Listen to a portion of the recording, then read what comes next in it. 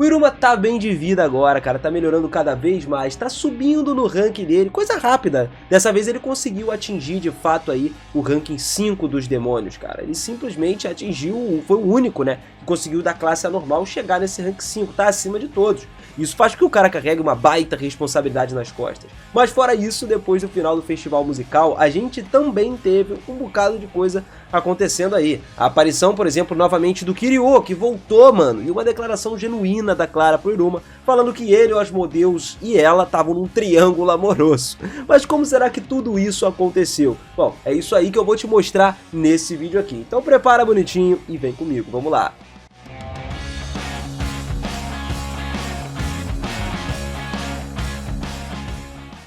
Fala, seus otakus, beleza? Eu sou o Miras e sejam muito bem-vindos a mais um vídeo aqui do canal. No começo de tudo, o Robin anuncia que todas as classes tiveram notas altas, mas agora que a classe anormal se apresentou no final das contas, era hora de ver quem era o vencedor. Kyupa e Meimei deram uma pontuação mais alta de 6 pontos para eles, com Kyupa chamando a performance de dança infernal digna dessa nota, enquanto Meimei disse que a música era profundamente encantadora, por isso que eles gostaram e deram a nota máxima. Poro, no entanto, deu a nota mais baixa, a nota 1. Toda a classe anormal reagiu em choque com essa reviravolta surpreendente, porque o lead até exigiu saber o motivo por trás dessa pontuação baixa. E aí o Poro primeiro começou elogiando todos os dançarinos, falando bem, chamando todos eles, falando que os movimentos são refinados, com um timing impecável, deduzindo que a Kerori foi quem treinou eles, e obviamente foi ela mesmo, treinou muito bem, e ele também elogiou Elisabetta por ser uma donzela perfeita e ao mesmo tempo flertar ali com o Sabo. Então ele olhou pro Soi e falou que o talento musical dele era de outro mundo, sacou? Era muito bom. Mas, pô, no final das contas, então, por que ele deu essa nota tão ruim? Galera, apesar dos elogios, a única falha que ele viu foi o Iruma, dizendo a ele que mal conseguia suportar o ritmo da afinação do piano do Iruma ao lado do trompete do Soi. Ele tinha um péssimo dedilhado e mostrava sinais de ser um iniciante. O Iruma começou a se sentir muito mal com essa aparente falta de habilidade dele, enquanto o Poro continuava a dizer que ele era péssimo. Mas ele começou a gaguejar e perguntar por que de alguma forma ele lembrava o Derkila, pois é revelado que quando ele viu o Soi se apresentando, o Soi e o Iruma juntos, isso teve um lembrete dele de uma memória do passado, aonde no topo do telhado da escola, o Poro tocava música junto com o Derkila. Depois do Derkila perguntar ao Poro até onde ele iria seguir, né, mais pra frente, o Poro disse que podia ir pro norte. E o Derkila supõe que planejava encontrar novos instrumentos por lá. Mas mesmo assim, o Poro disse ao Derkila que ele não se importava para onde ele fosse, ou que sons ele ouvisse, né? Ele sempre voltaria para que eles pudessem tocar a música juntos lá no Royal One. Ele disse ao Iruma que, embora não se pareça com o Derkila, o seu rosto, o seu orgulhoso som, né, o coração dele é exatamente igual ao do Derkila. Ele também disse que o Derkila disse a ele que o tipo de som que ele mais gosta é o mais novo e emocionante, portanto, ele acabou premiando essa classe anormal aí com uma nota musical, rebatizando a sua própria nota de 1 para 6 agora. Como resultado, a classe anormal venceu com 666 perfeito, tornando-se a vencedora do festival musical. Basicamente, o Iruma levou essa vitória por se tornar parecido com o Derkila, né? Lembrar o Poro de tudo que aconteceu no passado dele antes do Derkila simplesmente desaparecer. A classe anormal torcia pela performance, enquanto o Iruma se perguntava se o Soi estava bem em se destacar tanto como resultado no final das contas. Mas o lead diz com confiança de que ele estava se divertindo, o que apesar de ainda manter a sua aparência facial da mesma forma, ele ainda estava corado e acenando para os outros alunos ali. E todos confirmaram que estava divertido, né? Era algo muito bom de se ver, todos eles estavam felizes de ter vindo participar disso no final das contas, né? A Meri, enquanto isso, estava muito corada, tendo ficado fortemente apaixonada pelo Iruma ali, aquele que a gente já sabe, né? O clichêzão durante sua apresentação do piano. Mas ela não conseguia dizer nada para ele, independente de qualquer coisa. Enquanto os alunos continuavam se misturando uns com os outros, o Sullivan pergunta a Poro se o Iruma foi incrível ou não. Poro apenas fez um beicinho, chamando ele de verde. Mas o Sullivan sente que o Poro realmente gosta do Iruma. Isso faz com que o Poro grite com o Sullivan pela sua atitude de sabe tudo, né? Antes de dizer que ele pode ir jantar com o Iruma de algum dia desses. Ele então pega o Iruma e Soi, o que assusta todos, pensando que ele vai comê-los, mas, na verdade, ele não quer fazer isso, não, pelo menos não ainda, né? Ele então explica que quer que todos acompanhem ele até o telhado. Ao chegar no telhado, o Poro anuncia que entregaria recompensa para todos. Ele faz o que? O Soi dá um passo para frente e pega o seu trompete, enquanto diz à classe anormal que considera o Royal One o ninho de amor entre ele e o Derkila lá, né? E se fizessem o mau uso dele, haveriam consequências graves no futuro. Ele então transforma a trompeta do Sói e libera uma onda de água que leva todos embora antes de se tornar um rio fluido no ar. Com todos admirando a sua habilidade, ele faz todos estenderem a mão e entrega a todos, exceto ao Iruma, Lid e Asmodeus, o posto de Dalet, tornando todos na classe 4. Então, cara, o Iruma fica extremamente feliz por todos terem conseguido subir de classificação com sucesso, porque agora estão todos na classe 4, já que era o que eles precisavam para não ser expulso do Royal One. Mas o Poro diz ao Iruma que deixou de fora intencionalmente ele porque ele seria promovido por rank 5, deixando todos chocados, cara. Mais tarde o Kalego diz ao Iruma que ele precisava ser mais vigilante agora, uma pessoa a mais, porque daqui pra frente ele é o primeiro do primeiro ano a alcançar o rank 5. É extremamente raro isso acontecer no mundo demoníaco. Então ele carregaria esse peso nas costas de agora em diante. Alguns minutos antes, durante a festa, todos começavam a pedir pro Iruma mostrar o seu arco então. E o Iruma aceitou, tentando pegar as suas penas. Só que a Clara impediu ele de pegar as penas, porque o Asmodeus ofereceu para pegá-las eles mesmos. Isso porque ele estava com medo de que alguém pudesse roubar as penas do Iruma do nada. Ele também deprimiu o fato de que o Iruma não está mais no mesmo posto que antes, o que significa que ele precisava alcançá-lo de alguma forma em breve. Ao se aproximar da sala da divisão, ele então sente alguém que tinha lá dentro daquela sala, que supõe ser Helicus Channel. Para sua surpresa, na verdade, não era nenhum deles. Era o Kiryu, que desmaiou devido à sua constituição fraca no estado de choque. Os dois se encontraram novamente com o chá, como Kiryu se desculpando por antes que o Asmodeus aí meio que perdoasse ele. Ainda surpreso ao ver o seu senpai novamente, ele tenta perguntar ao Kiryu, né, o Asmodeus, aonde ele teve esse tempo todo. Mas ele se lembra de ter dito pro Iruma, obviamente, que ele não ia se intrometer na conversa dos dois ali, e acabou parando com isso aí. O Kiryu percebe que eles estavam meio que cuidando da divisão de pesquisa de ferramentas mágicas juntos, que ele acreditava ter sido meio que dissolvida até, porque ele saiu de lá, mas o Asmodeus explica que o Iruma evitou isso, com tanta coisa acontecendo desde que ele saiu. E agora que o Festival da Música acabou, o Iruma alcançou o rank 5, deixando-o extremamente feliz. Kiryu então chamou o Asmodeus, que era pro Iruma a luz guia, porque estava sempre ao lado dele, iluminando o seu caminho com as suas chamas, e é por isso que o Iruma pode seguir em frente sempre, tá ligado? O Asmodeus com isso acabou ficando profundamente comovido. Kiryu então admite que gosta de ver o próprio Iruma mais uma vez, mas em uma fração de segundos, o Asmodeus tenta enfiar uma espada de fogo na garganta do Kiryu apenas para ele ser parado pela barreira mágica do Kiryu. Enquanto o Kiryu avisa para ter mais cuidado com isso, o Asmodeus revela ao Kiryu que Balan Shichiro já havia mostrado a ele como são os demônios que sucumbiram às suas meio que fases perversas, né? As fases do mal. E quando ele olhou diretamente para o Kiryu, uns momentos atrás, ele percebeu que tinham os mesmos olhos desse tipo de demônio. Sabendo disso, ele pergunta ao Kiryu se ele agora, né, percebe ter voltado às origens ou se ele tá de boa. Por que exatamente ele quer encontrar o Iruma do nada?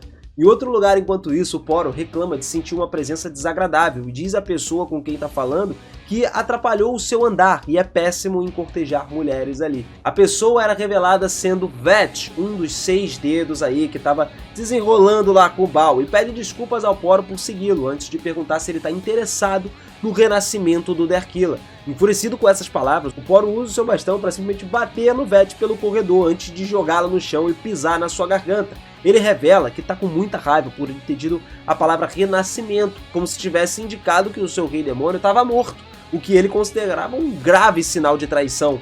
Antes que ele possa terminar com o Vet, então, ele desenha algumas palavras no ar com o fogo, dizendo que ele falou mal antes, né? Se expressou mal. Ele então reformulou a sua proposta para que ele quisesse se reunir com o Derkila novamente. E enquanto isso, lá o Asmodeus continua a romper a barreira de Kiryu, mas se vê incapaz de fazer isso. Ele estava tentando, né? Devido à sua força ser muito, muito grande. O Kiryu percebe isso e explica que está usando a magia emprestada, basicamente revelando que o seu irmão mais velho criou uma nova gargantilha para ele conseguir armazenar a magia e também foi trabalhada de uma forma melhor, né, como se fosse o anel da gula do Iruma. Isso, no entanto, só aumentava a raiva dos Asmodeus ainda, porque se ele continuasse tentando quebrar a barreira, ele não ia conseguir. Perturbável com isso, então, o Kiryu chama o Asmodeus de branca pura, né, que a gente falou, puro como a neve, totalmente sem noção. Ele diz a Alice que continua admirando as partes do Iruma que vê, porque isso lhe dá muito tempo para aproveitar as exposições das partes que deseja esconder, por exemplo. Ao ouvir isso, o Asmodeus quase tira sua faixa de cabelo, justamente para entrar na sua forma de fase perversa, mas é arrancado pela Clara, né, parado ali no meio, que chega exigindo saber por que o Asmodeus estava demorando tanto. Alice então tenta fazer com que ela fique para trás, mas quando ele vira, o Kiryu desaparece completamente, deixando ele um pouco confuso. Do lado de fora, o Kiryu se encontra com o Vete, que o Kiryu comenta sobre como ele tá machucado agora. O Vete pergunta se o Kiryu encontrou o que ele procurava, só que o Kiryu diz que não conseguiu, mas acreditava que da próxima vez seria muito diferente. Vete diz que ainda conseguiria cumprir o objetivo principal e que todos deveriam ir embora, revelando que ele conseguiu trazer o Poro para o seu lado, ou seja, o Poro agora está do lado dos 6 dedos, mas sem saber que ele está exatamente lá, né? Porque ele está querendo fazer, né, se reencontrar com o Derkilla aí. Poro diz a Vete então que isso vai custar caro, mas ele apenas diz que eles vão conversar para ver o que seria melhor, onde ele desejaria estar, né? Já que ele é livre para fazer suas próprias escolhas. Finalmente, voltando para casa então, o Iruma menciona como a festa acabou durante o dia todo aí, meio que só que ele percebeu que o Asmodeus estava estranho e decidiu enviar uma mensagem para ele mais tarde. Em casa, ele é recebido pela ópera. Então ele vai lá, percebe que o tapete vermelho de Lilith estava lá e ele vai seguindo o tapete até uma sala onde o Sullivan está tocando piano. Ele acaba brincando com o Sullivan, que o abraça e passa o resto do dia juntos ali. Indo pra cama então, ele menciona todas as coisas divertidas que ele já fez e pergunta ao Alicrid se ele concorda com tudo, né? Infelizmente ele não recebe uma resposta, o que preocupa por quanto tempo o Alicrid passou, né? Desde a última conversa deles dois, o Alicrid está dormindo, então ele adormece e tem um sonho onde o Alicrid decide se despedir do Iruma para sempre, para grande tristeza do Iruma. Só que aí quando ele acorda, ele foi surpreendido pela uma forma do Alicrid deitado do lado dele. Só que era uma forma gigante, era muito maior, o que chocou incrivelmente ele. O Alicrid o acalmou, explicando pro Iruma que quando ele foi promovido ao rank 4, o Alicrid se sentiu cansado e acabou adormecendo, mas ouviu o Poro tocar sua música durante a cerimônia de recompensa e acabou fazendo ele acordar. E vendo que ele agora estava no rank 5, agora ele se sentia mais cheio de poder, né? É agora como se ele tivesse saído de um casulo, e portanto era muito mais forte. Estava muito mais forte do que antes. Isso também dá uma indicação pra gente, galera, de que ele tem alguma coisa a ver, literalmente, com o Derkilla. Porque não faz sentido, ele escutou a música do Poro, então ele reconheceu a música do Poro. E a gente sabe que o Derkilla no passado tinha conexões ali, tocava música junto com o Poro. Então tem alguma relação direta entre eles. Pode-se dizer que o Derkilla pode ser até o Alicrid. Quem sabe? Isso é uma teoria que a gente pode discutir mais vezes aqui mais à frente. Mas, no entanto, no final das contas, o Iruma ficou aliviado em ver o Alicrid novamente. E o Alicrid disse pro Iruma para ele não se considerar uma família, um amigo, um professor ou um interesse amoroso deles ali. Ele esclarece que um sem o outro, nenhum dos dois pode viver no mundo demoníaco. Portanto, eles são parceiros. Então ele não poderia deixar o Iruma de qualquer forma e o Iruma agradece por isso. O Alicrid decide então encolher por conveniência, né, ficar um pouco menor, até porque o Iruma percebe que o Alicrid não tá mais preso ao anel. Imediatamente ele tenta correr e ir para algum outro lugar, mas ele não vai muito longe antes de ser puxado de volta para a sala à força, fazendo-o admitir que os dois são inseparáveis, não tem como eles ficarem longe um do outro. Mas a probabilidade de que ele vá se desenvolvendo, como a gente falou, o anel vai começando a upar de nível quando o Iruma chegar num grau 9, por exemplo, ou até no grau 10 mesmo para se tornar um rei demônio, o Alicrid consiga simplesmente retomar, né, sendo o Derkilla, se ele for realmente o Derkilla.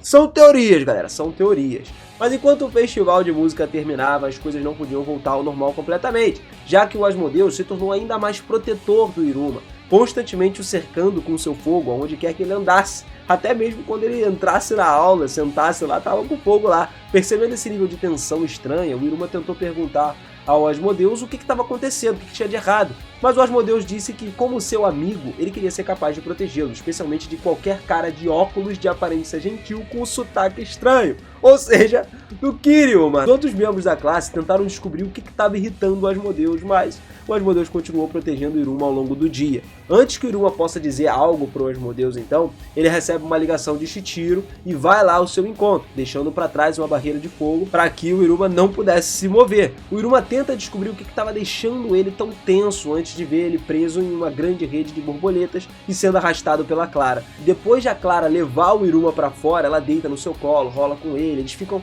conversando, ela até tá aliviada por ter um encontro individual com ele, ela elogia pela sua performance no piano, né? Ele também elogia ela pelas suas habilidades de dança. E a Clara admite que o Asmodeus também foi incrível, e que o Iruma confirma isso, mas também quer saber o que tá perturbando ele, por que ele tá desse jeito tão desesperado. O Iruma então pergunta se ela acredita que ele tem algo a dizer para ele, mas a Clara se envolve com ele e diz que simplesmente ama o Iruma e ama o Asmodeus também. Pergunta se o Iruma ama eles dois. O que o Iruma diz que é verdade, eles se amam. Isso fez com que a Clara anunciasse os três ali como um trio do amor, né? E, portanto, se um deles estava sendo incomodado por alguma coisa, os três estavam sendo incomodados, cara. Era como se fosse, eles traçariam basicamente um plano, né, pra animar aquela pessoa. E por mais que ela tenha se incomodado com o Asmodeus monopolizando o Iruma o dia inteiro, ela foi lá deixou passar, né, porque ela deixou o Asmodeus brincar com ele o dia todo, acreditando que isso animaria ele significativamente. O Iruma percebe que não passou muito tempo sozinho com o Asmodeus e quer conversar com ele sobre algo. Ele então agradece o conselho da Clara, mas pergunta se eles podem fazer isso, e a Clara se oferece para bolar um plano, inclusive, que o Iruma ouve com calma. Chegou no fim de semana, o Iruma e o Asmodeus vão para a Rua Mágica conforme o plano da Clara. Ambos usam aquele óculos anti-reconhecimento para ninguém reconhecer eles, e o Asmodeus tenta ser mais cauteloso. Ele pergunta sobre a Clara, só que o Iruma explica que hoje era só os dois, para deixar eles conversarem, né? O Asmodeus ficou até mais nervoso, né? E os dois primeiro vão para uma loja de roupas, com o Iruma até dizendo que quer tentar escolher algumas roupas ali como amigos dessa vez. Depois disso, os dois eventualmente fazem uma pausa, se sentam no banco juntos, e apesar de todos os temores do Asmodeus, né, que eles brincavam o dia todo em vez de proteger o Iruma e tal, ele parece mais aliviado, porque o Iruma tem se tornado uma pessoa mais ousada, pensando em como ele era tímido quando eles se conheceram e entraram no colégio e como naturalmente ele começou a evoluir cada vez mais. No entanto, essas palavras do Kiryu ainda ecoavam na cabeça dele, fazendo ele perguntar por que simplesmente o Iruma convidou o Asmodeus para sair. E o Iruma diz ao Asmodeus que ele quer dizer algo enquanto puxava o seu distintivo de classificação. Ele se lembra de como uma vez disse que subir de classificação era o orgulho de um demônio. E quando ele se tornou rank 5, todos comemoraram junto com ele, mas agora ele acha que a classificação é muito pesada pra ele, sabe? Tem muita responsa. E ao ver um pouco confuso, o Iruma explica que tá encantado, mas sente que veio muito rápido até esse nível. Basicamente o rank 4 era tão bom quanto deveria ser pra ele, e talvez ele tenha chegado muito cedo ao que ele chegou, embora ele estivesse animado com isso. Agora ele sente a pressão e todas as preocupações de se tornar muito incrível pro lado dele, sabe? Enquanto ele continuava, o Asmodeus começou a rir, que o Iruma percebeu. Depois dele se acalmar, o Iruma diz a ele que ele cresceu muito, apesar do peso desse fardo. Portanto, ele aprende mais sobre si mesmo como resultado disso. Agora que eles vão meio que largar o distintivo, ele vai mirar mais alto. Ele quer chegar nos próximos ranks, chamando a si mesmo de ganancioso até. O Iruma diz ao Asmodeus que quer que ele e a Clara fiquem do lado dele para sempre, né? Que eles... ele se sente ansioso e ele quer o apoio dos dois, mas vê uma lágrima caindo dos olhos do Asmodeus e pergunta o porquê, se ele estava bem. O Asmodeus responde que sim, o seu peito parece estar pegando fogo nesse momento. Ele se pergunta por que estava com tanto medo. Isso fez o Asmodeus perceber que o Iruma não precisava de proteção, porque simplesmente, galera, não importa quem tente esmagar o seu espírito. Mano, não tem ninguém que simplesmente entenda melhor a sua jornada do que a Clara, do que o Asmodeus, do que ele mesmo. Nenhum demônio tem tanta sorte quanto o Iruma, cara. Isso é fato, já é explicado pra gente. Então o Asmodeus se sente mais próximo ainda do Iruma, portanto ele passa a ver ele trilhar o seu caminho para ficar no topo do mundo demoníaco. Com a sua determinação fortalecida, então, o Asmodeus disse pro Iruma que seguiria, não importa onde ele fosse, e vai deixar o Iruma encantado. Alice diz que é porque eles são muito amigos, mas o Iruma diz que os dois confiam um no outro, independente de qualquer coisa. Então ele vê a si mesmo e o Alice, né, como almas gêmeas, o que faz até o Asmodeus perguntar se isso era mais importante do que apenas amigos. O Iruma diz que sim, confirmando e fechando com chave de ouro mais aquela lição de amizade de uma história que o Iruma prega pra caramba pra gente. A gente sabe que, um dos pontos mais fortes em relação ao anime, ao mangá do Iruma, é a amizade. Isso aí é pregado do início ao fim, com todos os amigos ali. É uma coisa que eu acho muito bacana, todas as lições que eles trazem com relação a isso. Bom, galera, não esquece de sair daqui do canal inscrito aqui também e ativa esse sininho, cara. Se inscreve aí com o sininho ativado, que você consegue acompanhar mais Iruma, porque a gente vai terminar o ano com chave de ouro, trazendo tudo de Iruma pra vocês aqui. E também vamos começar o ano firme e forte com mais animes novos aqui no canal, cara. Tamo junto sempre, galera. Você tem que estar acompanhando junto com a gente pra você não perder nada, porque aqui a gente traz muita informação de coisas que não aconteceram no anime, ou que vão acontecer mais à frente, pra você ficar ligado em tudo e acompanhar sempre mais à frente as histórias. Tamo junto sempre, aquele beijo no coração, forte abraço e eu te vejo no próximo vídeo, hein? Até mais, valeu!